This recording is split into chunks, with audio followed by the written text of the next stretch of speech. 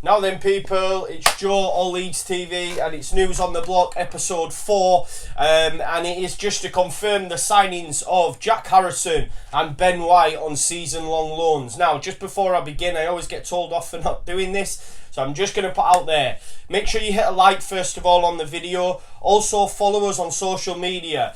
Twitter, Facebook and Instagram at All Leeds TV, and if you could follow myself on Instagram, Twitter, Facebook at Wainman Joe _ All Leeds TV, and make sure you follow the rest of the team as well. Now let's get into the video then. So today, as I did predict that we have had deals done, it's Monday morning, it's the 1st of July, and Leeds United have started their business, and a good start as well. We've brought in Ben White, first of all, centre-back, ball-playing centre-back. Really excited by the prospect of joining Leeds United. If you haven't seen already, he's done a video with LUTV, and on that video he said, look man, he was straight on the phone to his mum. He's only a young kid. They were so excited by the prospect. He said when we played Leeds United in the Cup and they came to Welham Road, and it was only a cup game, but he said the atmosphere was like nothing he'd ever experienced before. So believe me, that's a cup game. Wait till the opening home game against Nottingham Forest. He's going to be in for a treat. And I believe we could be in for a treat. Listen, we've seen clips of him.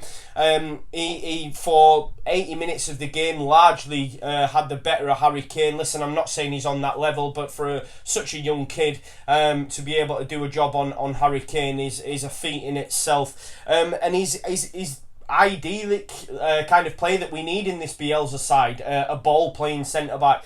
He's not looking to hook it, he's not looking to send it long, much to the dismay of the older generation. As you'll know, I sit next to a lot of old-timers, and a lot of the time they are, get it out, the goal's up there! But football has evolved, so Ben White might not be quite a fan favourite with them guys. But you know, I was saying last night on the Instagram live, me and Conor did, I really love ball playing centre backs. And he seems to have got that in abundance, and you know, just when they turn attackers and stuff, it just looks special for me. He just looks so calm and collected, and I'm really excited to see him pull on the famous white shirt. Moving on slightly to Jack Harrison. So, you know, Jack Harrison isn't an unknown entity. We had him last season. He was a bit inconsistent, but he said so himself in his LUTV video. He's come along. You could see the difference in performances from the start of the season towards the end, and we have to agree with that. His game did come on. I mean, he's beefed up somewhat chronic. He's looking hench. Having a pre-season much like myself, couch to 10k and all that jazz. Anyone who follows me on social media will know what I'm talking about.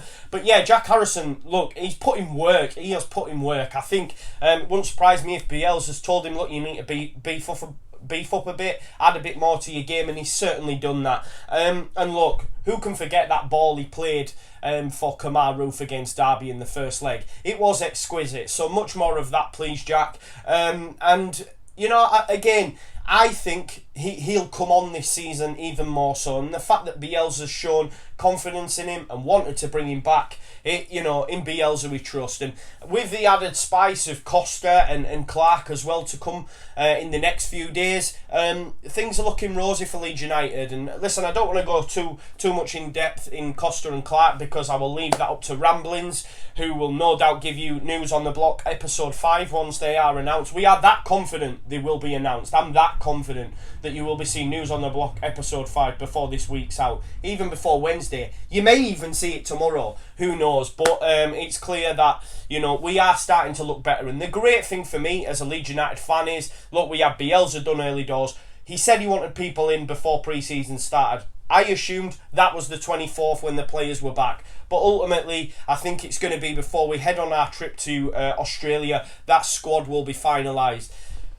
The only way I see any sort of changes to the ones we're getting in is if we were to have any shock outgoings. Now, when I say shock outgoings, I'm going to give you 3 players, okay? One of them's on the picture on this video. You're probably wondering why he's on there, and I'll tell you why. So the 3 shock outgoings could be Kemar Roofe. Kemar Roofe wants parity with Patrick Bamford. He's in his final year. Can we afford to give him parity? Listen, we're not a cash-rich club, hence the sale of Clark, hence the sale of Vieira last season, hence the sale of Wood in Radrazani's first season. We have to speculate to accumulate. We have to sell in order to progress as a club. It's just the facts, unfortunately. We're in the Championship, it's how it works. One key thing for me is the fact last year we had investment. We had investment from the 49ers, and it's been no secret that we've been looking for investment this term. We've looked as far as QSI and the PSG links in order to get some sort of investment. Maybe they weren't willing to give 10-20%. They wanted it all, and maybe that's why that's gone quiet. Although today I did see Ramblings put out a tweet that La Parisson, one of the French news outlets, had actually reported that it was back on. So let's see. But yeah, the fact that we haven't secured any investment leads me to believe that we may see another outgoing. And as I say, I've touched on Roof. I think for the fee that Roof could command in the terms of him being in his last year, it's probably not that great. We either give him parity with Bamford, or we say, you're staying with us until your contract runs out. But ultimately, for me, we can't sell Roof, because if we did, with the money we'd bring in, I don't think we'd get someone of his ilk. I mean, it was mooted that we were looking at bloody Jordan Hugill. No, thank you. Next one, KP. You all know my thoughts on KP. I think, to be fair, 95% of the Leeds United fan base, if not 99, 100, all absolutely love KP and see him as integral to this Leeds side as anybody else in the squad. He cannot move on for me. Is he as integral to Bielsa? Who knows? You'll probably see this and go, what are you talking about? But there has been stages during last season when he was hooked early, when Forshaw was preferred, even when KP had come back from suspension or injured, Forshaw still played there. So is he as integral to Leeds United in Bielsa's eyes as to the fans' eyes? I hope that is the case, and I hope that Aston Villa or teams of that ilk do not put up the 30 million that's been mooted by Radrazani. I was speaking to Conor last night on Instagram Live, and he thinks he could go for anywhere between 17 and 20 million. Let's hope that's not the case, but as I say, football is a game of opinions. But for me, KP stays. Now that leaves us with one more name, and that name is Pontus Jansson. Now I fully expect, and this is probably why I asked you to hit like at the start of the video as opposed to watching it, I fully expect people will disagree with this. But out of them three, for me, Pontus is the one that I would be willing to move on, out of the three mentioned. A lot of you might think you're crazy, you see the fist pumping, he gets Leeds, it's all this sort of stuff, I get it, but for me he's a little bit too emotional, and at times it can spill over and affect performances. We've seen the season before, when things weren't going well, Pontus hit the deck. When the tough got going, Pontus didn't. Just my opinion. Now, the reason I'm saying it is because, look, we're not cash rich. If we do have to sell another, and it's been mooted this morning that apparently Fulham are looking at Pontus Jansson. And ideally, if he was to move on, because we need the cash, I'd be looking at sending him abroad. I wouldn't want him in the same division because it'll probably come back to bite us. However, he would command a decent fee, and if we need to sell more in order to function as a club, because we all know Rads, I guess a lot of your position thought process would be, well, let's not sell Pontus, Rads, you do one, and I understand that as well, but we're not naive, we're not daft. Ultimately, if we're not going to get investment and we do need to sell, and it means that we'll keep on to the likes of KP and Roof, then for me, Pontus is one I would move on. Just my opinion. I know a lot of you will disagree, and that's why football is a game of opinions. A lot of you might say move Cooper on, but Cooper's not commanding the same fee as a Pontus Jansson. And look, it's also been noted that we apparently are looking at a kid called Ryan Nolan. Now, he's an Irish under-21 player. He actually plays for Inter Milan's under-21 side, and he's the captain as well. And I believe one of our chief scouts was over in Inter Milan. It was reported that he was looking at potential options for loans. Could he be an option?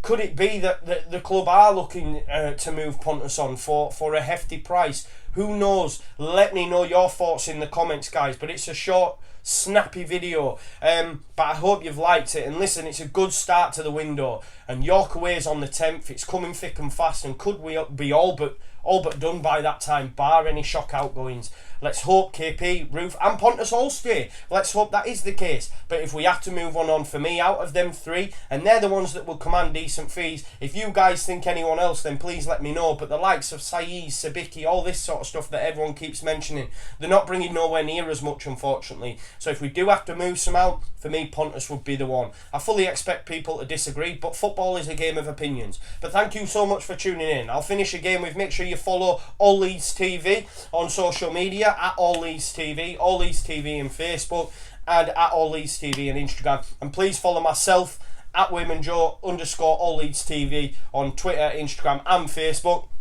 For them guys that have been tuning in on Instagram, myself, Conor, we have been doing a lot of Instagram lives of late, so make sure you tune in, because as I say, when it's not really quite video material and we just want to chew the fat, we have been doing that. So make sure you check us out on Instagram at Ramblings All Leeds TV, at Wainman Joe _ All Leeds TV. But that's it from me. Thank you so much for tuning in. Let me know your thoughts, guys. Is Pontus the one you would move on? Would you move KP on? I hope not. Would you keep Roof, or would you, bite the bullet, move him on? I know a lot of yous will probably say Bamford, but ultimately we ain't going to make that loss, unfortunately. But yeah, I'm rambling now as per, but thank you so much for tuning in. What a start to Monday, what a start to July. We can do this. It's our time, people. Conor will go absolutely mental. I've said that. I promised him I wouldn't. Anyway, I'm going to leave it there. March on together, folks. Leeds, Leeds, Leeds.